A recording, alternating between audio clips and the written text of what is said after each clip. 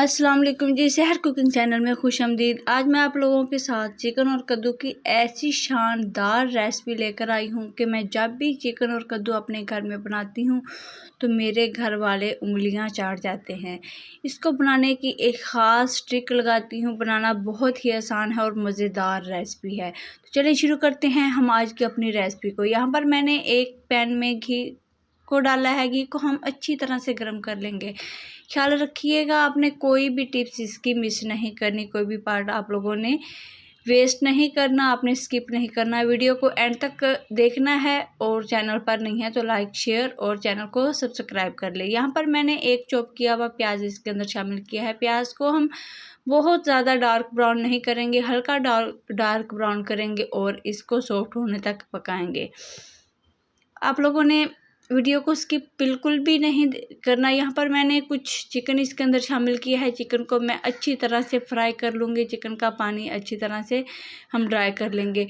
एक ख़ास टिप्स है जो मैं लगाती हूँ चिकन और कद्दू को बनाते वक्त, तो वो मैं आप लोगों के साथ एंड पे शेयर करूँगी या वीडियो के दरमियान में किसी भी वक्त शेयर कर सकती हूँ। तो उसके लिए आप लोगों ने वीडियो को पूरा देखना होगा।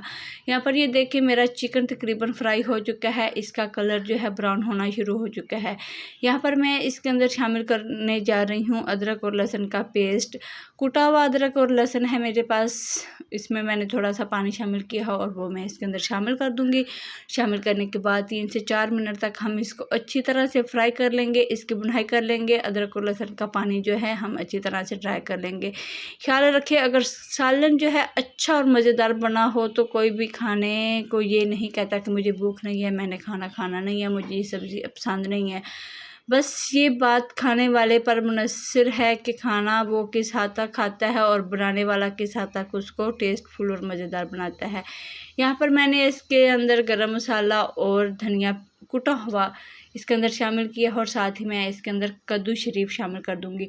कद्दू शरीफ की सब्ज़ी कोई भी खाना पसंद नहीं करता। अगर हम इसको मज़ेदार, आसान और लजीज करके बनाएंगे तो सभी उंगलियां चाटते रह जाएंगे। यहाँ पर मैंने इसके अंदर कद्दू भी शामिल कर दिए हैं। कद्दू को शामिल करने के बाद इसको 3 से 4 मिनट हम फ्राई करेंगे। और यहाँ पर मैंने हाफ़ चम्मच काली मिर्च, हल्दी पाउडर और लाल मिर्च का पाउडर शामिल किया है। इसको अच्छी तरह से हम 4 से 5 मिनट तक भुनाई कर लेंगे ताकि मिर्चों का जो कच्चापन है वो ख़त्म हो जाए और घी जो है, मसाला जो है घी छोड़ दे और हमारा मसाले से एक प्यारी सी हमारे किचन में जो खुशबू आती है मसालों की, वाह क्या बात है, वो शामिल हो जाए। आप लोगों को देखकर तो अंदाज़ा हो गया होगा कि ये किस कदर खूबसूरत, किस कदर मज़ेदार और टेस्टफुल लग रहे हैं। खाने में इससे भी ज़्यादा मज़ेदार हैं।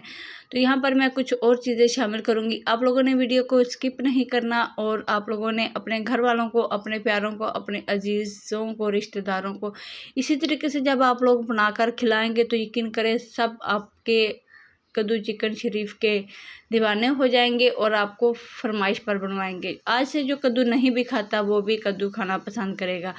यहाँ पर मैं इसके अंदर दालचीनी के टुकड़े शामिल करूँगी। ख्याल रखें दालचीनी के टुकड़े शामिल करने से बिल्कुल ढाबा स्टाइल, रेस्टोरेंट स्टाइल और कहते हैं ना कि देग वाला फ्लेवर, तो ये असली देगी फ्लेवर इसमें आता है जब हम इसके अंदर दालचीनी शामिल करते हैं। तो इससे बहुत ही मज़े का और टेस्टफुल खाना हमारा बनता है। मैं जब भी कद्दू और चिकन बनाती हूँ मैं आप लोगों को बता दूँ कि मैं क्या करती हूँ। तो उससे पहले मैं आप लोगों को बता दूँ, ये मैंने इसके अंदर लाल टमाटर चॉप किया हुआ शामिल किया है।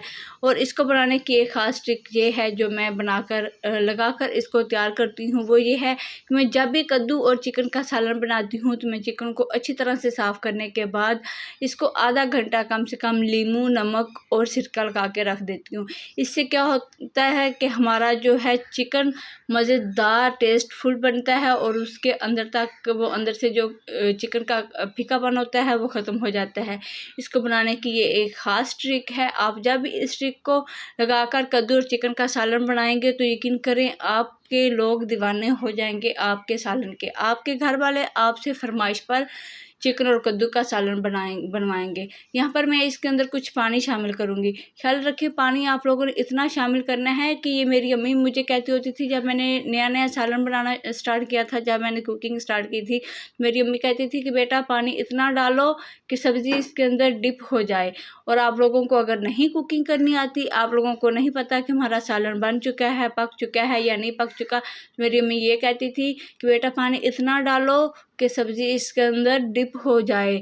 और अगर आप लोग को ये अंदाज़ा लगाना है कि सालन हमारा पक चुका है, तो अम्मी कहती थी कि जब सब्ज़ी नज़र आने लग जाए पानी के बबल्स में से, तो उसमें से आपने इसको फ्लेम को बंद करके चेक करना है कि सब्ज़ी नज़र आ रही है या नहीं, और इसको 2 मिनट के लिए आप लोगों ने छोड़ देना है। छोड़ने के बाद आप लोगों को पता चल जाएगा, घी ऊपर आ जाएगा और सालन की एक अलग सी खुशबू और टेस्ट नज़र आएगा। तो अम्मी कहती थी कि सालन उस वक्त पक कर तैयार हो जाता है। यहाँ पर मैंने इसके ऊपर ज़ीरा और जो है मेथी शामिल की है, कसूरी मेथी, इससे बहुत अच्छी और प्यारी खुशबू आती है। ये थी हमारी आज की रेसिपी। अगर आप लोगों को पसंद आई हो तो ज़रूर शेयर करना। अल्लाह हाफिज़ व्यूअर्स।